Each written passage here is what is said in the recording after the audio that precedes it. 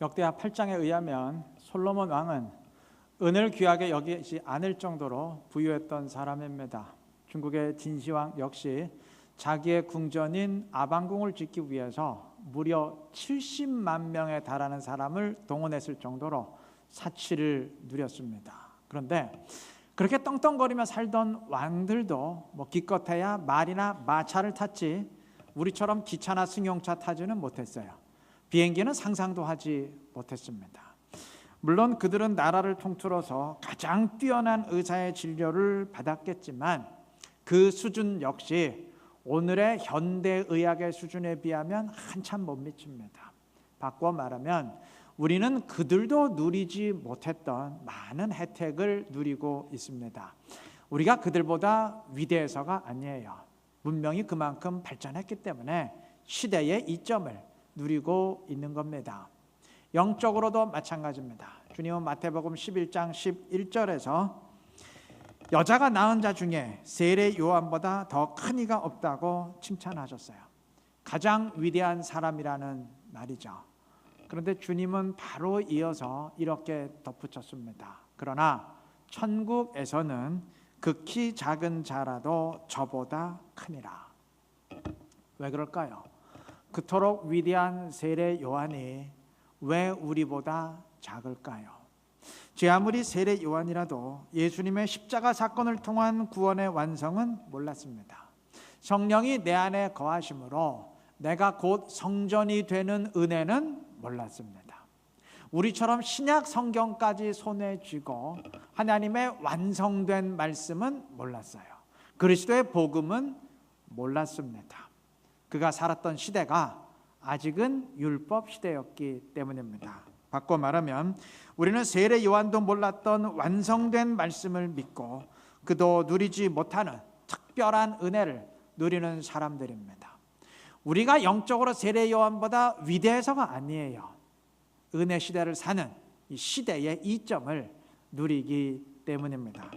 신앙 윤리적으로도 그렇습니다. 오늘 본문은 주변의 이방 민족들을 다 정복하고 이스라엘의 강성함을 이루는, 이스라엘의 번영을 이루는 다윗의 모습을 기록하고 있는데 오늘 본문을 읽다가 순간 멈칫하게 되는 부분이 있어요. 발견하셨나요? 2절의 내용입니다. 2절은 이렇게 증언합니다. 다윗이 또 모압을 쳐서 그들로 땅에 엎드리게 하고 줄로 재어 그 2줄 길이의 사람은 죽이고 1줄 길이의 사람은 살리니 그랬습니다. 포로들을 엎드리게 한 뒤에 1줄 길이에 3분의 1만 살리고 나머지 2줄 길이 3분의 2는 전부 죽였다는 얘기입니다. 이게 한두 명을 죽인 게 아니에요. 정확하게 몇 명을 죽였는지 숫자는 기록되지 않았지만 오늘 본문 5절에서 다윗이 아람 사람 2만 2천 명을 죽였고 13절에서 에돔 사람 18,000명을 죽였다고 증언한 것을 볼 때 모압의 경우도 그 정도로 상당히 많은 수의 포로를 죽였지 않았나 싶습니다. 이게 오늘의 기준으로 보면 지극히 잔인하고 야만적인 모습입니다. 만약 오늘날 어떤 사람이 수많은 포로들을 이런 식으로 죽였다면 아마 학살자 내지는 살인자로 온 세상을 떠들썩하게 만들 겁니다. 요즘 인간 이하의 짓으로 세상을 떠들썩하게 만드는 IS보다 이게 더하면 더했지 덜하지 않은 모습이에요. 그러한 무자비한 일을 다윗이 저질렀습니다. 여러분, 오늘 우리 가운데 그 누구라도 포로들을 이렇게 집단적으로 죽이지는 않을 겁니다. 우리가 다윗보다 영적으로 뛰어나거나 자비로워서가 아니에요. 오늘 우리가 사는 이 시대의 의식이 그것을 결코 용납하지 않기 때문입니다. 2절의 증언처럼 다윗은 모압 사람들을 종으로 삼았고 14절 말씀처럼 에돔 사람들을 종으로 삼았습니다. 오늘 우리 가운데 노예를 부리는 사람은 아무도 없습니다. 우리가 다윗보다 더 도덕적으로 우월하기 때문이 아니에요. 이 시대가 그것을 용납하지 않기 때문입니다. 만약 우리가 그 시대를 살았더라면 더 했을 겁니다. 다시 말하면 우리는 이 시대를 사는 그 이점 때문에 어떤 부분에선 다윗보다 더 자비로운 모습, 더 도덕적인 모습을 보이고 다윗을 개탄할 정도의 삶을 살고 있습니다. 이러한 시대를 살고 있음에 우리가 감사해야 될 것입니다. 구약 성경에는 도저히 사랑의 하나님이라 부르기 민망할 정도의 아주 무서운 명령들이 많습니다. 다 죽여라. 애들까지 싹 다 죽여라. 이러한 명령의 말씀을 대할 때 세상 사람들은 의아하게 생각해요. 야, 이게 어떻게 하나님이냐? 야, 너희들 어떻게 이런 하나님을 믿냐? 저는 책을 읽으면서 이러한 이유에서 기독교 신앙을 문제 삼거나 조롱하는 사람들을 심심치 않게 대했습니다. 사실 우리도 그런 말씀을 대할 때 마음이 편치 않아요. 다윗이 모압 사람들을 무자비하게 학살하는 본문을 읽을 때 마음이 편치 않습니다. 더 힘든 것은 성경이 오늘 본문의 사건을 하나님의 축복으로 선포한다는 사실입니다. 하나님은 7장에서 다윗으로 하여금 모든 대적들을 다 이기고 견고한 나라를 이루게 하셨다고 축복의 약속을 주셨습니다. 오늘 읽은 본문 8장은 그 약속대로 다윗이 이방 모든 나라들을 정복하고 강성한 나라를 이루었음을 증언합니다. 그러니까 다윗이 모압의 포로들을 무자비하게 학살한 그 승리 역시 하나님의 축복이었다는 말인데 이걸 받아들이기가 마음이 편치 않아요. 그렇지 않습니까? 우리도 마음이 편치 않은데 기독교 신앙을 조롱하는 사람들의 입장에서는 어떻겠습니까? 당연히 비웃겠죠. 그럼 하나님 왜 그러셨을까요? 왜 그런 명령을 주셨을까요? 한번 이러한 관점에서 생각해 보십시다. 얼마나 당시의 문화가 야만적이었으면 하나님이 그러한 명령을 주셨을까? 다윗도 그러했을까? 좀 그러한 관점에서 생각해 보십시다. 하나님은 그의 백성들을 대할 때 그들의 수준에 맞게, 그들의 눈높이에 맞게 대하십니다. 예를 들어서 하나님이 율법에서 노예 제도를 명하셨고 말씀을 주셨는데 하나님이 정말 노예 제도를 원하셨기에 그걸 율법으로 주셨다고 생각하십니까? 오늘 우리도 노예를 원치 않는데 하나님이 우리 수준도 안 된다고 생각하십니까? 그건 결코 아니죠. 노예는 절대 하나님이 원하시는 것이 아니지만 그 당시 사람들의 수준이 그걸 폐지할 만한 수준이 절대 안 돼요. 그들에게 그걸 폐지하라고 명령하는 것은 마치 갓난아기에게 수학 미적분 문제 풀라고 하는 것과 똑같아요. 그래서 하나님도 어쩔 수 없이 그 사람들의 수준에 맞추어 명령을 주셨던 겁니다. 다윗 시대 그 주변의 의식 수준은 자기 자식들까지 불태워 죽이면서 우상을 숭배하던 수준입니다. 여러분 생각해 보세요. 자기 자식인데 불태워 드리면서 우상을 숭배해요. 그 정도로 야만적이었어요. 하나님은 그 수준에 맞게 그들을 대하셨던 겁니다.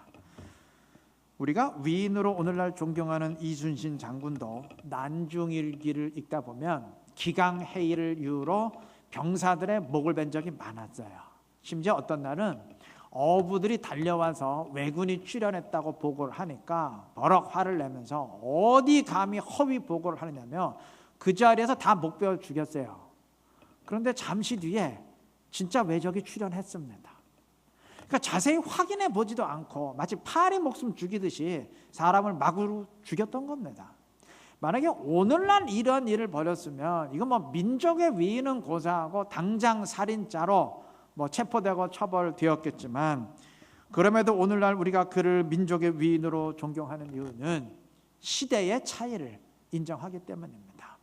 그 시대 수준이 그 정도로 인권을 존중하지 않았다는 것을 감안하기 때문입니다. 조선시대 500년 전에도 그랬어요. 하물며 수천 년 전의 구약시대는 오죽했겠습니까? 그걸 감안하고 읽어야죠. 때문에 우리는 구약에 무자비하게 보이는 장면들을 보면서 오늘 이 시대를 살고 있음에 감사해야 됩니다.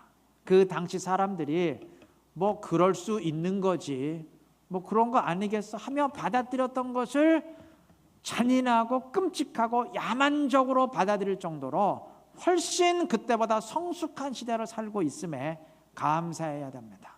만약 우리가 그 시대를 살았으면 우리도 똑같이 그렇게 야만적으로 했을 겁니다. 근데 훨씬 성숙한 시대를 살기 때문에 그래도 사람을 보호하고 배려하는 그러한 문화 생활을 하잖아요. 이것에 감사해야 될 것입니다. 그리고 마지막으로 중요한 거, 과연 이러한 시대를 살고 있는 이점을 활용하고 있는지 점검해 보아야 될 것입니다. 당시엔 인권이라는 개념 자체가 없었어요. 다윗도 그 시대 사람이기 때문에 그 시대 사람들의 아주 야만적인 모습이 보입니다. 오늘 본문에서 보았잖아요. 그런 모습 보여요. 예, 맞아요. 다윗도 이방 사람들을 대할 땐 그렇게 무자비하고 야만적이 없습니다. 그 시대 사람들하고 똑같았어요. 그런데 이스라엘을 대하고 통치할 땐 달랐습니다. 그는 하나님의 뜻대로 은혜를 베푸는 통치를 하려고 했습니다. 그는 자기를 죽이려는 원수 사울을 2번이나 용서하고 살려주었고, 그가 죽었을 때 진심으로 애도했습니다. 이건 오늘의 기준으로 봐도 감동적이에요. 그는 압살롬의 반란으로 왕위에서 쫓겨나 도망칠 때 이제 다윗 왕은 끝났다 그렇게 생각하고 온갖 험한 말로 자기를 조롱하고 모욕했던 사람들을 나중에 왕위에 복귀했을 때 죽이지 아니하고 처벌하지 아니하고 다 용서하고 은혜를 베풀었어요. 이거는 오늘의 기준으로 봐도 정말 감동적입니다. 특히 왕위에 오르기 직전 그의 부하 600명 가운데 200명이 힘이 약해서 전쟁에 참여하지 못했을 때, 그래서 전쟁에 참여해 승리한 400명이 더 힘이 약한 200명 다 내쫓아 버리자고 주장할 때 그들을 보호하고 전리품까지 똑같이 나누도록 한 거죠. 강한 자나 약한 자나 똑같이 월급을 받을 수 있도록 한 거죠. 그리고 그것을 어떤 단회적 이벤트로 끝낸 게 아니고 하루의 자선 행사로 끝난 게 아니고 나라의 통치 원리로 삼고 계속 그렇게 시행한 것은 이건 오늘의 수준으로 봐도 정말 감동적입니다.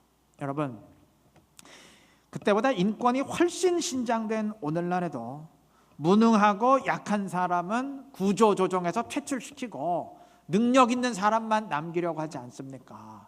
그래야 조직이 더 발전하고 살아남을 수 있기 때문에 그렇게 하려고 하지 않습니까? 실제로 그렇게 하고 있지 않습니까? 그런데 하물며 다윗은 인권이라는 개념조차 없었던 그 수천 년 전에 그것을 배격하고 사람을 보호하는 은혜의 나라, 은혜의 통치를 이루려 하였습니다. 그것이 하나님이 원하시는 이스라엘의 원리라는 사실을 알았기 때문입니다. 그렇다면 우리는 다윗의 그 야만적인 모습을 지적하기 전에 나 자신에게도 다윗과 같은 그 은혜 의식이 있는지 점검해 보아야 될 것입니다.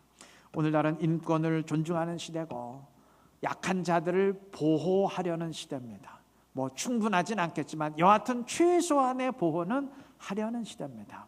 다시 말해서 야만적인 다윗 시대보다는 은혜와 사랑을 베풀게, 사람을 사랑하고 배려하고 은혜를 베풀게 훨씬 유리한 시대라는 말이에요. 그러면 이 시대를 사는 우리가 다윗보다 더 나은지, 더 은혜를 베풀려 하는지 한번 점검해 보아야 되지 않겠습니까? 하나님이 잔인한 명령을 주실 정도로 그 시대의 수준이 낮았어요. 그러면 그러한 수준 낮은 시대의 사람보다는 오늘날 우리가 더 나아야 되지 않겠습니까? 범위를 좀 더 넓혀 생각해 보십시다. 다윗은 10장에서 밧세바 사건을 일으켜요. 다 아시죠?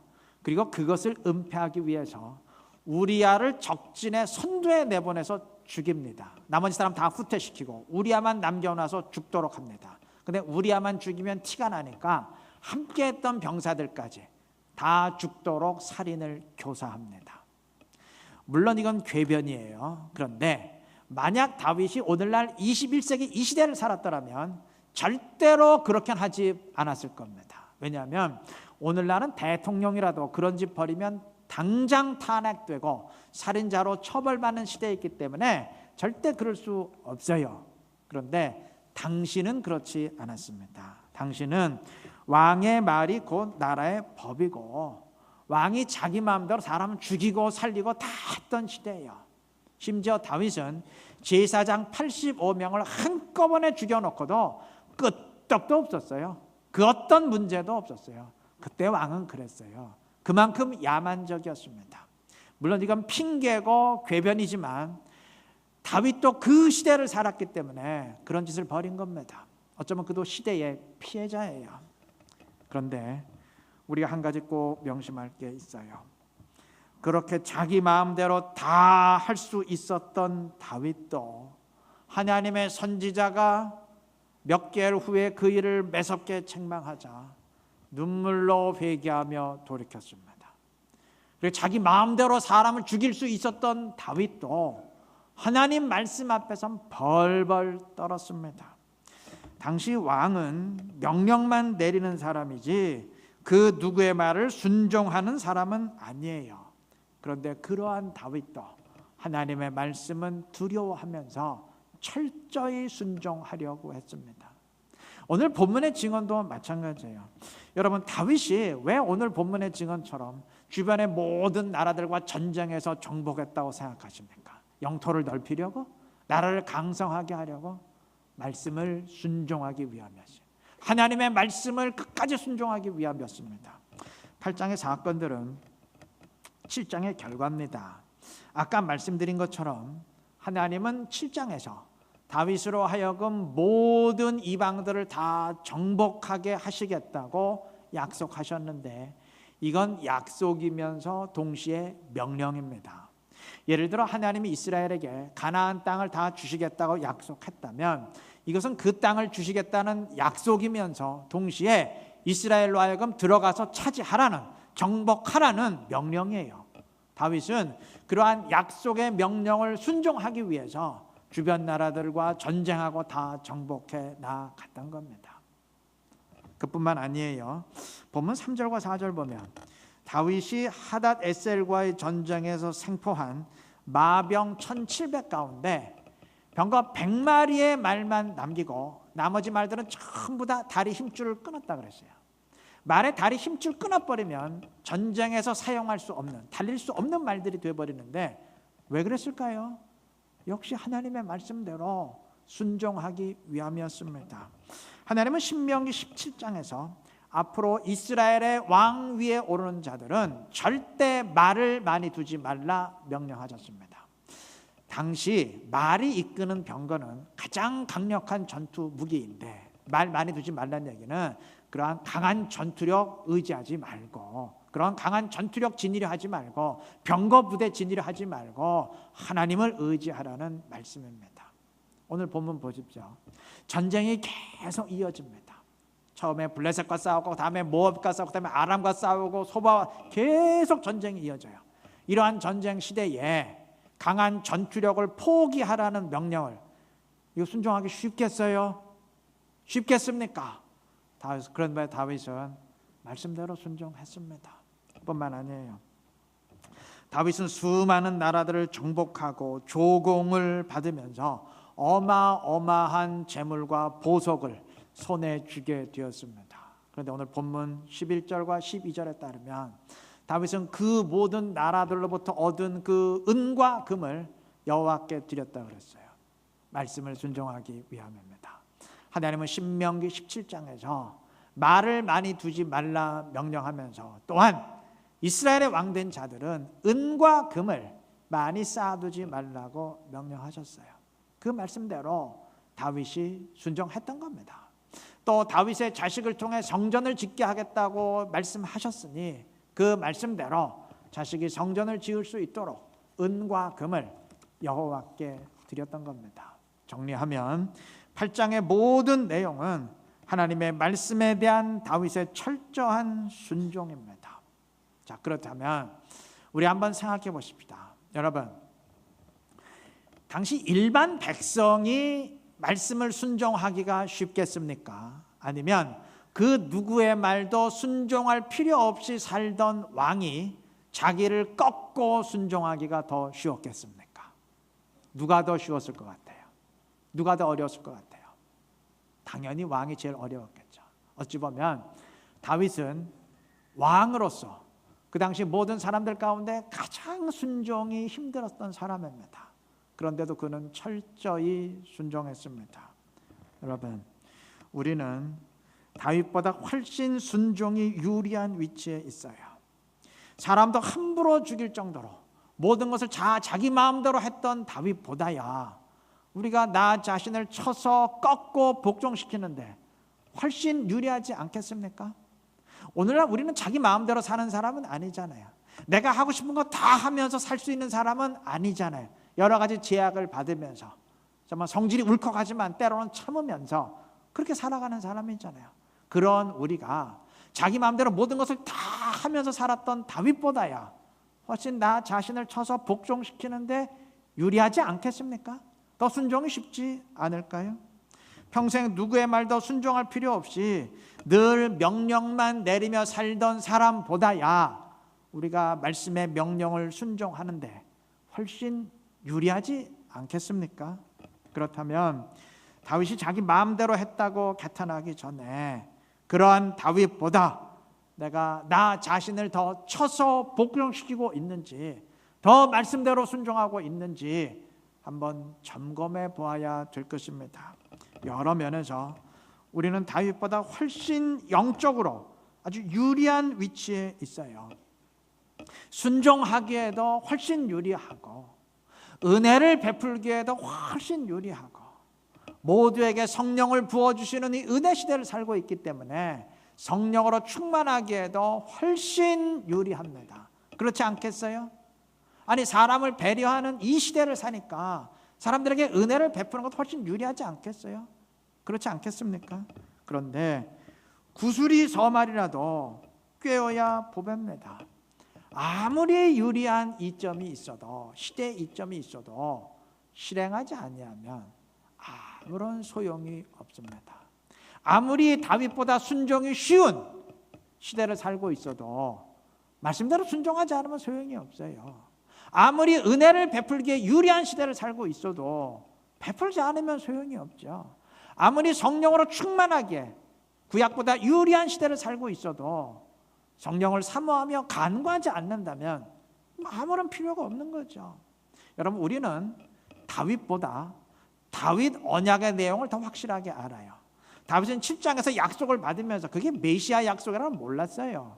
근데 우리는 당사자보다 더 정확히 합니다. 하나님의 완성된 말씀, 신약까지 가지고 있기 때문에 그래요. 그런데 아무리 말씀을 다 가지고 있어도 읽고 묵상하지 않는다면, 그 말씀대로 실행하지 않는다면 그 이점이 무슨 소용이 있습니까? 다 필요 없는 거죠. 실행해야 됩니다. 유리한 시대를 살고 있으니 그 이점을 활용해서 실행해야 될 것입니다. 그렇게 할 때 하나님의 약속이 내 삶 가운데 현실이 되고 그 복이 은혜가 될 줄로 믿습니다. 실행하시기를 바라요. 그래서 다윗처럼 하나님을 기쁘게 하면서 주님의 영광을 충만히 드러낼 수 있는 지혜로운 우리 모두가 되시기를 바랍니다. 아까 언급한 것처럼 8장의 내용은 7장에서 주어진 그 약속의 성취입니다. 하나님은 모든 대적들을 다 이기게 하겠다고 약속하셨고 그 약속대로 다 이루셨습니다. 본문 6절과 14절은 반복해서 다윗이 어디로 가든지 여호와께서 이기게 하셨더라 그랬어요. 주어가 여호와예요. 여호와가 이루셨다는 의미죠. 자, 그런데 여기서 우리가 한 가지 꼭 명심할 사실이 있어요. 다윗이 약속을 받고 그 약속대로 이루었는데, 여러분, 약속은 다윗만 받았던 게 아니에요. 다윗 이전에 이스라엘도 똑같이 받았다는 사실을 우리가 명심해야 됩니다. 본문이 제일 먼저 언급하는 다윗의 정복지가 1절의 블레셋인데, 하나님은 이미 이전에 이스라엘에게 블레셋 땅을 약속해 주셨습니다. 그래서 단 지파가 그 땅을 배정받았는데 그동안 블레셋과의 전쟁이 두려워서 정복하지 못하고 있었던 겁니다. 본문 3절에서 8절까지 기록된 소바, 아람 등등의 나라들도 다 마찬가지예요. 그 나라들은 레바논과 유브라데 강 지역의 나라들인데, 하나님은 이미 창세기 15장 18절에서 그 지역의 땅들을 아브라함의 후손들에게 주시겠다고 약속하셨고, 그래서 실제로 신명기 1장 7절에서 이스라엘에게 그 땅을 치고 차지하라고 명령하셨습니다. 내가 약속했으니 치고 차지하라고 명령하셨어요. 근데 그동안 이스라엘이 두려워서 움직이지 못했던 겁니다. 여러분, 얼핏 보기에 다윗이 7장에서 하나님 아주 특별한 축복의 약속을 받았고, 그래서 8장에서 그 약속대로 강성한 나라를 이루게 된 것 같지만 그게 아니에요. 약속을 받은 건 다윗이나 그 이전의 이스라엘이나 다 마찬가지입니다. 다 마찬가지예요. 그런데 다윗은 그 약속대로 움직인 반면 그 이전의 이스라엘은 그러하지 못했습니다. 그 차이입니다.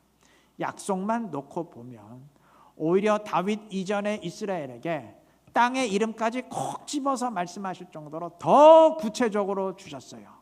그런데 그들에겐 그동안 아무런 일도 일어나지 않았습니다. 약속을 받지 못해서가 아니에요. 축복의 약속이 없어서가 아니에요.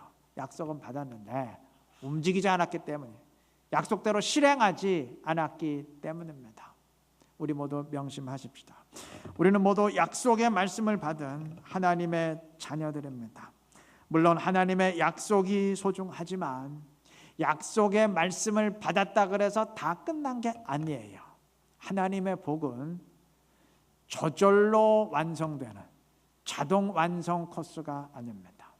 제 아무리 약속의 말씀을 받았어도, 제 아무리 축복의 은혜를 약속받았어도 움직이지 않는 한 아무런 일도 벌어지지 않아요. 실행하지 않는 한 아무런 일도 벌어지지 않아요. 아무런 소용이 없습니다. 여러분, 벽에다가 수도꼭지만 박아 넣었다고 물이 나오나요? 안 되죠. 파이프를 설치하고 그 파이프가 수원지와 연결이 되어 있어야 되죠. 그런데 그렇게 파이프를 통해 수원지와 연결되었어도 한 가지 남은 게 있어요. 수도꼭지를 틀어야 됩니다. 수도꼭지를 틀어야 물이 나오지, 안 틀면 아무리 많은 물이 준비되어 있어도 한 방울도 쏟아지지 않습니다. 영적으로도 그렇습니다. 영적인 수원지는 하나님이 준비하세요. 파이프까지 연결해 주십니다. 약속의 자녀들에게 주어지는 하나님의 축복입니다. 하나님이 다 준비하셨어요. 그러나 우리가 영적인 수도꼭지를 틀어야 됩니다. 그래야 영적인 생수가 쏟아져요. 그렇게 수도꼭지를 트는 것이 곧 믿음의 실행입니다. 믿음의 실행입니다. 그 실행이 있을 때, 움직일 때 영적인 생수가 쏟아지게 됩니다. 하나님이 약속하신 그 복이, 은혜의 약속이 우리 삶 가운데 현실이 됩니다. 그것을 확인해 가는 것이 곧 살아있는 믿음이고, 그 과정이 곧 영적인 승리입니다. 표대를 향해서 한 걸음 한 걸음 나아간다는 것은 그렇게 확인하며 나아간다는 의미입니다. 다들 그렇게 하시기를 바랍니다. 약속 받은 것으로 만족하지 말고 믿음으로 그 약속을 실행하시기를 바랍니다. 그래서 말씀을 현실로 이루면서 살아있는 믿음으로 주의 말씀을 이루고, 주의 뜻을 이루고, 주의 약속의 말씀을 이루고, 비전을 이루고, 사명을 이루고 주의 영광 더 크게 드러낼 수 있는 지혜롭고 신실한 우리 이루는 게 모든 성도님들 되시기를 그리스도 이름으로 축원합니다.